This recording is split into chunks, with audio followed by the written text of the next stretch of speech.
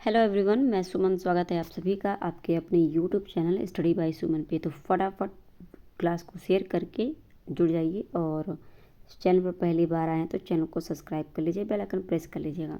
तो आज का जो टॉपिक है बिहार की जनगणना और आपके बीपीएससी टीआरई 3 में बिहार की जनगणना से आपके प्रश्न बन चुके हैं और बनते हैं, तो इसलिए ये टॉपिक लेना ज़रूरी था। और यहाँ से हम अपने 2011 की जो जनगणना हुई है उस डाटा के आधार पे सारे क्वेश्चन को, सारे डाटा को हम जो है यहाँ पर देखेंगे और अपने प्रश्न को समझेंगे। ठीक है ना? तो चैनल को सब्सक्राइब कर लीजिए, बेल आइकन प्रेस कर लीजिए ताकि नोटिफिकेशन आपको मिलती रहे, और क्लास अच्छी लगे तो शेयर ज़रूर कर दीजिएगा। तो शुरुआत करते हैं आज की क्लास की। और इसमें अगर बात करें तो देखिए, बिहार की कुल जनसंख्या कितनी है। तो बिहार की अगर बात करें, कुल जनसंख्या 104,099,452, ये आप डाटा याद रखेंगे। ठीक है, 104,99 और आपका 104 हो जाएगा, 0,99,452, ये आप तोड़ के पढ़ेंगे तो थोड़ा सा याद रहेगा। ठीक है ना, इस वजह से। और बात करें यहाँ पे तो लगभग ये कितना है, अगर लगभग बात करें तो ये 10.41 करोड़ है। ठीक है ना, 10.41 करोड़ ये लगभग में आता है। और यहाँ पे बात करिए देश की जनसंख्या का, तो ये अभी बताऊंगी, ये दूसरा डाटा है। ठीक है, तो और यहाँ पे अगर बात करें तो ये तो आपकी कुल जनसंख्या हो गई, और लगभग में आपका 10.41 करोड़ है। लेकिन इन पूरे जनसंख्या, बिहार की कुल जनसंख्या का पुरुष की जनसंख्या कितनी है, तो 54,278,157। ठीक है, तोड़ के याद करेंगे तो याद अच्छे से हो जाएगा। और बाकी कुल जनसंख्या का महिला का कितना जनसंख्या है, तो ये 49,821,295 है। ठीक है ना, तो इस बात को आप ध्यान में रखेंगे, ये डाटा आप याद रखेंगे महिला पुरुष का। ठीक है, बात करें यहाँ पे जनसंख्या घनत्व कितना है बिहार का, तो जनसंख्या घनत्व 1106 प्रति वर्ग किलोमीटर क्या है, बिहार की जनसंख्या घनत्व है। और बिहार का एक बात और, सबसे जनसंख्या घनत्व वाला राज्य कौन सा है, वो भी आपका कौन है, बिहार है। इस बात को भी ध्यान में रखेंगे। ठीक है, जनसंख्या वृद्धि दर सबसे ज़्यादा इसमें क्या है, जनसंख्या वृद्धि दर कितनी है, तो 25.42% जनसंख्या वृद्धि दर है इसकी बिहार की, 25.42%। भारत की कुल जनसंख्या का कितना परसेंट है ये, तो ये 8.60% है कुल जनसंख्या का भारत के। ठीक है, बात करें लिंगानुपात की, तो लिंगानुपात क्या है बिहार की, ये 918 है लिंगानुपात। अभी प्रेजेंट का जो देखे डाटा 2021 जो है 22 के अकॉर्डिंग जो हुआ है, तो उसमें आपका डाटा चेंज हुआ है, तो ये 2021 के हिसाब से आपका ये है। वो अगर बात करनी होगी तो उस पर हम दूसरी क्लास लेकर आएंगे। तो यहाँ पे अगर बात करें लिंगानुपात कितनी है, 2011 की जनगणना के अनुसार 918 है।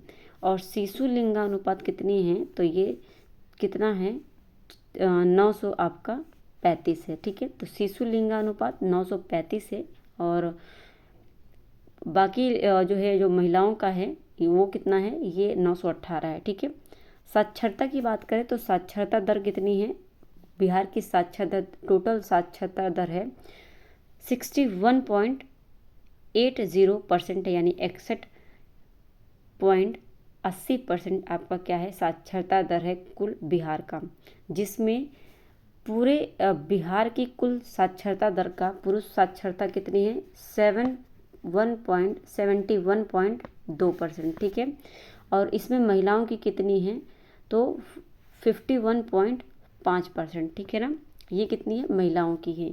फिर बात करते हैं यहाँ पे ग्रामीण की साक्षरता की, तो ग्रामीण की साक्षरता ये कितनी है, 59.78% ग्रामीण की साक्षरता दर है टोटल। ठीक है, अब उस ग्रामीण की कुल साक्षरता दर का बात करें तो पुरुष साक्षरता दर कितनी है ग्रामीण की, तो ये है आपका 69.67%। ग्रामीण में पुरुष की साक्षरता दर है। बात करें यहाँ पे महिला की साक्षरता दर ग्रामीण में, तो ये 49% है महिला का, ठीक है। फिर वहीं पे अगर बात करें शहरी का, तो शहरी साक्षरता दर कितनी है, 76.86%। ये टोटल शहरी साक्षरता दर है। और इनमें कुल शहरी साक्षरता दर में पुरुष की साक्षरता कितनी है, तो ये है 82.56% पुरुष की शहरी साक्षरता दर। और महिला की शहरी साक्षरता दर कितनी है, तो ये कितनी है, 70.49%, ठीक है ना।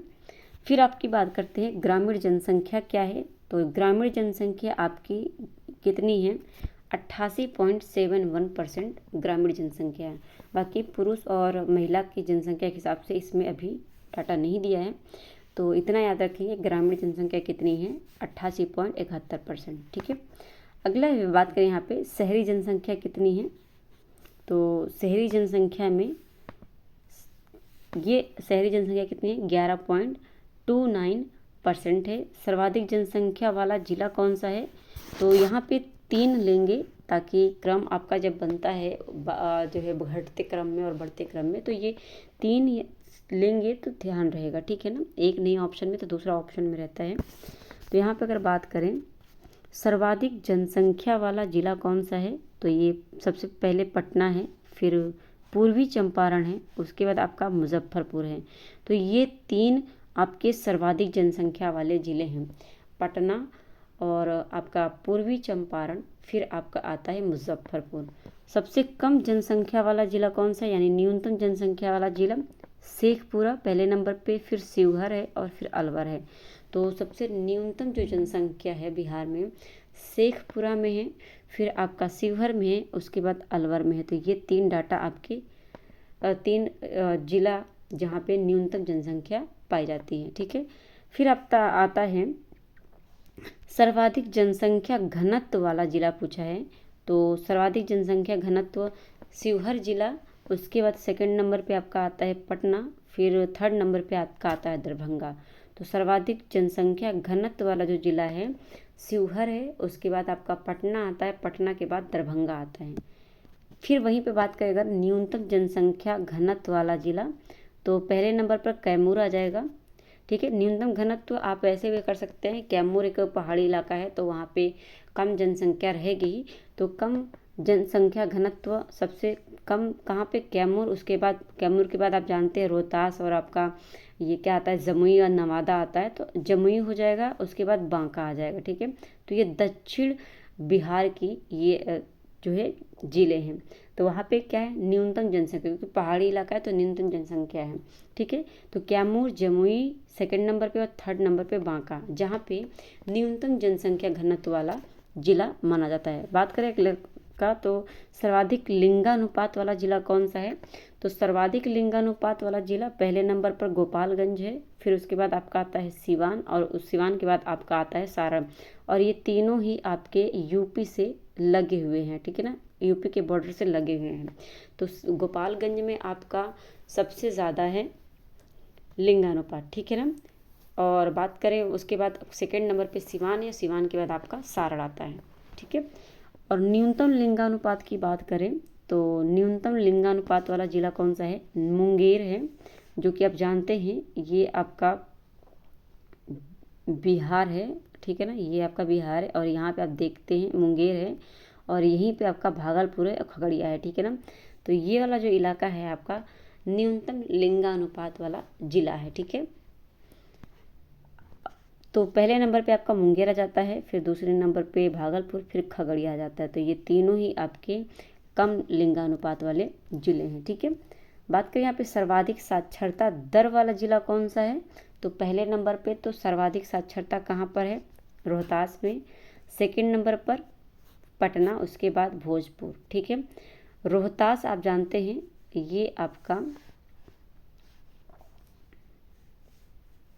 आपका यहाँ पे आप देखेंगे तो ये रोहतास का एरिया है। और यहाँ पे आपका बात करें तो सबसे ज़्यादा आपको साक्षरता दर देखने को मिलता है, और ये हमारा आ जाता है पटना, और पटना में आपका सेकंड नंबर पर, फिर आपका यहीं पे आ जाता है भोजपुर, ठीक है। तो पहले नंबर पे आपका आता है रोहतास, उसके बाद पटना, फिर भोजपुर। इन तीनों जगहों पे साक्षरता दर ज़्यादा है, ठीक है। फिर न्यूनतम साक्षरता दर वाला जिला कौन सा है? पूर्णिया। फिर सेकंड नंबर पे आपका आता है सीतामढ़ी, उसके बाद आता है कटिहार।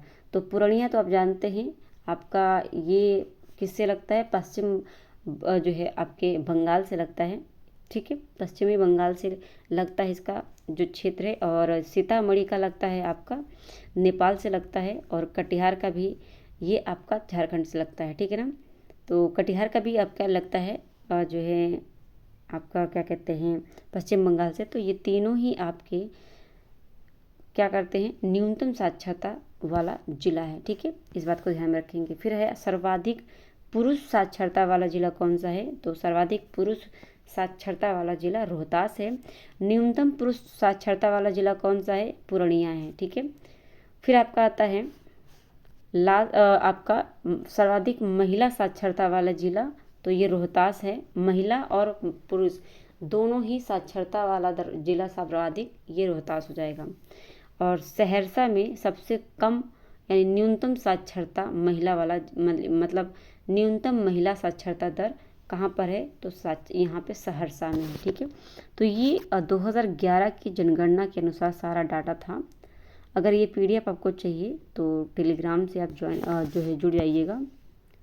डिस्क्रिप्शन में आपको लिंक दिया गया है, आप वहाँ से जुड़ सकते हैं। या तो फिर आप टेलीग्राम पे नहीं हैं तो आप व्हाट्सएप से आप इसको ले सकते हैं, ठीक है ना।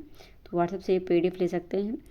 तो क्लास अगर अच्छी लगी है तो शेयर कर दीजिएगा, कमेंट करके फीडबैक ज़रूर डालिएगा अपना। और चैनल पर पहली बार आए तो चैनल को ज़रूर सब्सक्राइब कर लीजिएगा, बेल आइकन प्रेस कर लीजिएगा ताकि नोटिफिकेशन आपको मिलती रहे। मिलते हैं हम नेक्स्ट क्लास में। आज के लिए इतना ही, धन्यवाद।